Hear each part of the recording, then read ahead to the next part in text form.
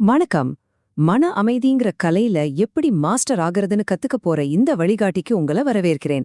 இன்னைக்கு நாம என்ன கத்துக்க போறோம்னா, வெளியுலகத்திலேந்து வர எந்த ஒரு சொல்லோ, செயலோ உங்க உள்ளமைதிய கொஞ்சம் கூட அசைக்க முடியாத அளவுக்கு உங்களுக்குள்ளேயே ஒரு அசைக்க முடியாத கோட்டைய எப்படி கட்டுறதுன்னு தான். ஒரு நிமிஷம் யோசிச்சு பாருங்களேன். யாரோ ஒருத்தர் சொல்ற ஒரு சின்ன விமர்சனம் உங்க நாள் முழுசையும் வீணாக்கிடுதா? இல்ல ஒரு சின்ன பாராட்டு உங்கள அப்படியே வானத்துல பறக்க வைக்குதா? உங்க உணர்ச்சிகளோட கண்ட்ரோல் உண்மையிலே உங்க கையில தான் இருக்கா? ஆமாங்க, அவமரியாதையும் புறக்கணிப்பும் வலிக்கத்தான் செய்யும். அந்த வலி என்னன்னு எனக்கு புரியுது. ஆனா அந்த வலிய தாண்டி போக ஒரு வழி இருக்கு. அந்த வலிய நமக்கே சொந்தமில்லாத ஒரு பொருளா மாத்திட முடியும். வாங்க, அந்த பயணத்தை நாம இப்பவே ஆரம்பிக்கலாம். சரி, முதல்ல இந்த பிரச்சனையோட ஆணிவேர் என்னன்னு நாம புரிஞ்சுக்கலாம். மத்தவங்களோட கருத்துக்களுக்கு நாம ஏன் இவ்வளவு சக்தியை கொடுக்கறோம்? அந்த பாரம் நம்மள முன்னோக்கி போக விடாம எப்படி தடுக்குது? இது கொஞ்சம் நல்லா கவனிங்க. ஒவ்வொரு தடவையும் மத்தவங்க உங்கள பாராட்டணும், ஏத்துக்கணும்னு நீங்க காத்துக்கிட்டு இருக்கும்போது, உங்க சுதந்திரத்தோட ஒரு பகுதியை அவங்க கிட்ட கொடுத்துடுறீங்க. சொல்லப்போனா இது ஒரு மெண்டல் ஸ்லேவரி மாதிரி. இதிலிருந்து வெளியே வர்றதுதான் நம்மளோட முதல் படி.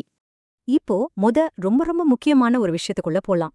உங்க மனசுக்குள்ள எதை அனுமதிக்கணும், எதை வெளியிலே நிறுத்தணுங்கிற முழு சக்தியும் உங்ககிட்ட தான் இருக்கு. சும்மா ஒரு கற்பனை பண்ணி பாருங்க. ஒருத்தர் உங்ககிட்ட வராரு, ரொம்ப நாத்த முடிக்கிற குப்பை நிறைஞ்ச ஒரு பைய உங்ககிட்ட தர்றாங்க.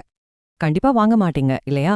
ஒரு செகண்ட் கூட யோசிக்காம எனக்கு வேண்டாம் தேங்க்ஸ்னு சொல்லிட்டு உங்க வழியில நீங்க போயிட்டே இருப்பீங்க. இங்கதான் விஷயமே இருக்கு. தேவையில்லாத விமர்சனங்களும் அவமானங்களும் அந்த குப்பப்பை மாதிரிதான். ஒருத்தன் அதை உங்க மேல வீசலாம், ஆனா நீங்க அதை கையில எடுத்து உங்க மனசுக்குள்ள கொண்டு போற வரைக்கும் அந்த குப்பை அவங்களுக்கு மட்டும்தான் சொந்தம், உங்களுக்கு இல்ல. அதனால எதை ஏத்துக்கணும், எதை குப்பன்னு தூக்கி போடணுங்கிறதுல நீங்க ரொம்ப தெளிவா இருக்கணும். ஒரு கருத்து உங்களை ஒரு பெட்டர் பர்சனா மாத்த உதவலேனா அது உங்க கவனத்துக்கே தகுதி இல்லாத ஒரு இரைச்சல், அவ்வளவுதான். அடுத்ததா, நாம பேசின இந்த விஷயத்த உங்க மனசுல ஆழமா பதிய வைக்க ஒரு பவர்ஃபுல்லான விஷயத்த உங்க மனசுல காட்சிப்படுத்தி பார்க்கலாம். இது ஒரு விஷுவலைசேஷன் டெக்னிக். இத ஒரு நிமிஷம் கண்ணு மூடி கற்பனை பண்ணி பாருங்க. நீங்க ஒரு கம்பீரமான யானை, உங்க இலக்க நோக்கி ரொம்ப நிதானமா நடந்து போயிட்டு இருக்கீங்க. தெருவுல சில நாய்கள் உங்களை பார்த்து குறைக்குது. நீங்க நின்னு அதுங்க கூட சண்டை போடுவீங்களா? இல்ல, அந்த சத்தமெல்லாம் உங்க காதுக்கே கேட்காத மாதிரி உங்க பாதையில நீங்க கம்பீரமா முன்னேறி போயிட்டே இருப்பீங்க. நீங்க தான் அந்த யானை. இத எப்பவும் உங்க மனசுல வச்சுக்கோங்க. ஒருத்தரோட விமர்சனம் உங்கள பத்தினதில்ல. அது அவங்களோட இயலாமை, அவங்களோட பொறாமையோட வெளிப்பாடு. நீங்க ஒரு உயரத்துல இருக்கீங்க, அவங்களால அந்த உயரத்தை தொட முடியல. அந்த விரக்தியில வர்ற சத்தம் தான் விமர்சனம். சரி, இப்போ உங்க எமோஷன்ஸ கண்ட்ரோல் பண்ணி யாராலையும் உடைக்க முடியாத ஒரு மனக்கோட்டைய எப்படி உருவாக்குறதுன்னு பார்க்கலாம். இது ஒரு டெய்லி பிராக்டிஸ். யோசிச்சு பாருங்க, ஒருத்தர் திட்டுனா கோவம், புகழ்ந்தா சந்தோஷம். அப்போ உங்க எமோஷன்ஸோட ரிமோட் கண்ட்ரோல் யார்கிட்ட இருக்கு? அவங்க கிட்ட தானே. அந்த ரிமோட் கண்ட்ரோல இன்னிக்கே திரும்ப வாங்குங்க. அது உங்களுக்கு மட்டும்தான் சொந்தம். ஒருத்தர் உங்க மேல சேறு வீசும்போது நீங்களும் பதிலுக்கு வீசுனீங்கன்னா என்னாகும்? 2 பேர் மேலயும் சேறுபடும். ஆனா நீங்க அமைதியா விலகி போயிட்டா சேறு வீசினவர் கையில மட்டும்தான் இருக்கும். உணர்ச்சி வசப்பட்டு ரியாக்ட் பண்றதை விட்டுட்டு நிதானமா ரெஸ்பாண்ட் பண்றது தான் உண்மையான பலம். அதுதான் உங்களை சுத்தமாவும் சக்தி வாய்ந்தவராகவும் வச்சிருக்கும். இந்த மன உறுதிய வளத்துக்கு ஒரு சிம்பிளான பயிற்சியை தினமும் செஞ்சு பாருங்க. யாராவது உங்களை விமர்சிக்கும் போது உடனே கோவப்படுறதுக்கு முன்னாடி ஒரு நிமிஷம் நில்லுங்க. ஒரு ஆழமான மூச்சை உள்ள இழுத்து மெதுவா வெளியே விடுங்க. அப்புறம் இந்த 4 ஸ்டெப்ஸை ஃபாலோ பண்ணுங்க. இது நமக்கு உதவுமா? இல்ல, அப்போ இது வெறும் இரைச்சல். உங்க கவனத்தை திருப்பி உங்க வேலையை பாருங்க. சரி, நாம இப்போ கடைசியா இது எல்லாத்துக்கும் அடித்தளமா இருக்கிற அந்த சீக்ரெட்டுக்கு வந்திருக்கோம். நாம இவ்ளோ நேரம் பேசின எல்லாத்தையும் சாத்தியமாக்க போற திறவுகோல் இதுதான். இந்த கேள்வியை உங்களுக்குள்ளனே நீங்களே கொஞ்சம் ஆழமா கேட்டு பாருங்க.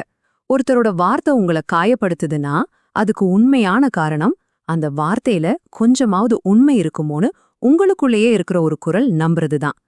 உங்க மேலே உங்களுக்கு இருக்கிற நம்பிக்கையில ஒரு சின்ன விரிசல் இருக்கு. அதுதான் அந்த வலிக்கு காரணம்.